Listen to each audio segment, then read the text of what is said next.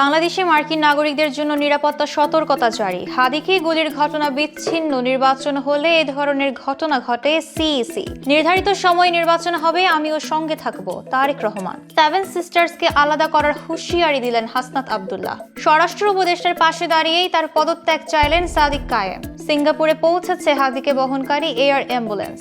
যদি গ্রেফতারের ভয় থাকে তাহলে বাক স্বাধীনতাটা কোথায় গেল, প্রশ্ন শাওনের। 16 ডিসেম্বর চালু হচ্ছে না এনআইআর, নতুন তারিখ 1 জানুয়ারি।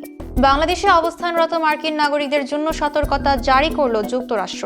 ঢাকার মার্কিন দূতাবাসের অফিসিয়াল ফেসবুক পোস্টে বলা হয়, বাংলাদেশের নির্বাচন কমিশন ঘোষণা করেছে যে পরবর্তী সংসদ নির্বাচন এবং একটি জাতীয় গণভোট আগামী 12 ফেব্রুয়ারি সারা দেশে একযোগে অনুষ্ঠিত হবে। এতে বলা হয়েছে, মার্কিন নাগরিকদের বিক্ষোভ এড়ানো এবং বড় সমাবেশের আশেপাশে সাবধানতা অবলম্বন করা উচিত। পাশাপাশি চারপাশ সম্পর্কে সচেতন থাকা, আপডেটের জন্য স্থানীয় মিডিয়ায় নজর রাখা এবং ভিড় ও বিক্ষোভ এড়িয়ে চলার পরামর্শ দেওয়া হয়েছে।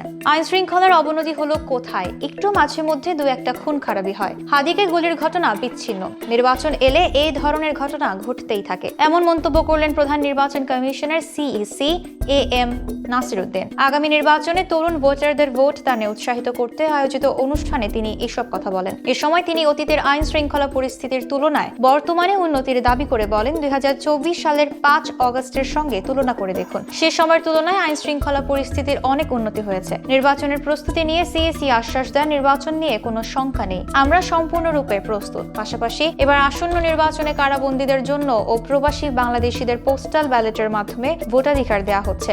এজন্য আগামী নির্বাচনকে তিনি ঐতিহাসিক বলে দাবি করেন। নির্ধারিত সময়েই নির্বাচন হবে এবং আমিও জনগণের সঙ্গে থাকব। রাজধানীতে এক আলোচনা সভায় ভার্চুয়ালি যুক্ত এমন ঘোষণা দিলেন বিএনপির ভারপ্রাপ্ত চেয়ারম্যান তারেক রহমান। এ সময় তারেক রহমান দাবি করেন, স্বাধীনতা ও মুক্তিযুদ্ধ বিকৃত করে স্বার্থ সিদ্ধির জন্য একটি চক্র নতুন ইতিহাস রচনা করেছে এবং রূপ পরিবর্তন হয়েও তাদের চরিত্র একই রয়ে গেছে। পাশাপাশি জনগণকে ক্ষমতাহীন করে রাষ্ট্রযন্ত্র ক্ষমতাশালী হতে পারে না উল্লেখ করে তিনি বলেন, দেশের স্বার্থ বিরোধী একটি চক্র নির্বাচন বিরোধী কার্যক্রম চালিয়ে যাচ্ছে। ষড়যন্ত্র এখনো থেমে নেই এবং ওসমান হাদি সেই ষড়যন্ত্রেরই শিকার। এছাড়া আগামী নির্বাচন শুধু অভিজ্ঞতা নয়, বরং দেশের সার্বভৌমত্ব এবং ভবিষ্যৎ প্রজন্মের আশা নির্ভর করছে বলেও মন্তব্য করেন তিনি। আওয়ামী লীগের নেতা কর্মীদের আশ্রয় দিয়ে রাখলে সেভেন সিস্টার্সকে ভারত থেকে আলাদা করে দেয়া হবে।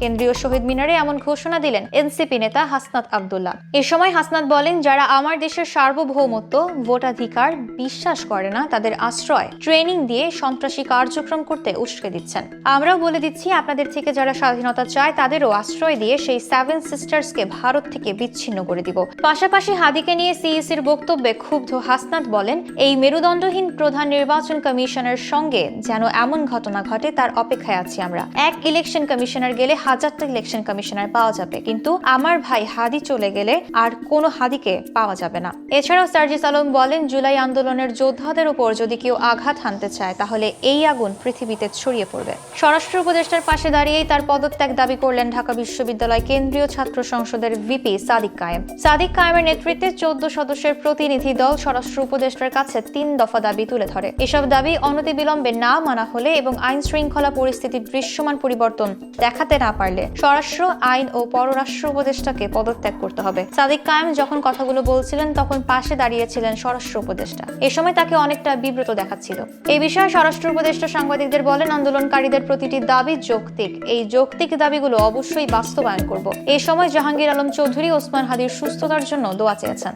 সিঙ্গাপুরে পৌঁছেছে হাদিকে বহনকারী এয়ার অ্যাম্বুলেন্স। স্থানীয় সময় সন্ধ্যা 7:30টার দিকে সিঙ্গাপুর বিমানবন্দরে অবতরণ করে অ্যাম্বুলেন্সটি। এর আগে সোমবার দুপুর 1:55 হযরত শাহজালাল আন্তর্জাতিক বিমানবন্দর থেকে উড্ডয়ন করে বিশেষ এই ফ্লাইট। সকালে সিঙ্গাপুর থেকে এয়ার অ্যাম্বুলেন্স ঢাকায় এসে এভার কেয়ার হাসপাতাল থেকে তাকে বিমানবন্দরে নেয়। 4 ঘন্টার উড্ডয়নের পর সিঙ্গাপুরে পৌঁছান তিনি। সঙ্গে রয়েছেন তার ভাই ওমর বিন হাদি ও রাজনৈতিক সহযোদ্ধা আমিনুল হাসান ফয়সাল। ঢাকার এভার কেয়ার হাসপাতাল ও সিঙ্গাপুর জেনারেল হাসপাতালের চিকিৎসকদের যৌথ সিদ্ধান্তে এই স্থানান্তর করা হয়। গত শুক্রবার পল্টনে গুলিবিদ্ধ হওয়ার পর থেকে থেকেই আশঙ্কাজনক অবস্থায় চিকিৎসাধীন ছিলেন ওসমান হাদি। একদম সাধারণ মত প্রকাশ করলেই যদি মামলা করতে হয় এবং মামলা হলেই যদি গ্রেফতারের আশঙ্কা তৈরি হয়, তাহলে দেশের বাক স্বাধীনতা কোথায়? সামাজিক যোগাযোগ মাধ্যমে দেয়া এক বক্তব্যে এমন প্রশ্ন তুললেন অভিনেত্রী মেহের আফরোজ শাওন। শাওনের এই মন্তব্য ইতোমধ্যে সামাজিক মাধ্যমে ব্যাপক আলোচনা সৃষ্টি করেছে। বিশ্লেষকরা মনে করছেন, একজন জনপ্রিয় সাংস্কৃতিক ব্যক্তিত্বের এমন বক্তব্য দেশে গণতান্ত্রিক অধিকার ও মত প্রকাশের স্বাধীনতা নিয়ে নতুন বিতর্ক উস্কে দিয়েছে। বিভিন্ন মহল থেকে এই বিষয়ে প্রতিক্রিয়া আসার সম্ভাবনা রয়েছে, যা দেশের গণতান্ত্রিক পরিবেশের জন্য গুরুত্বপূর্ণ।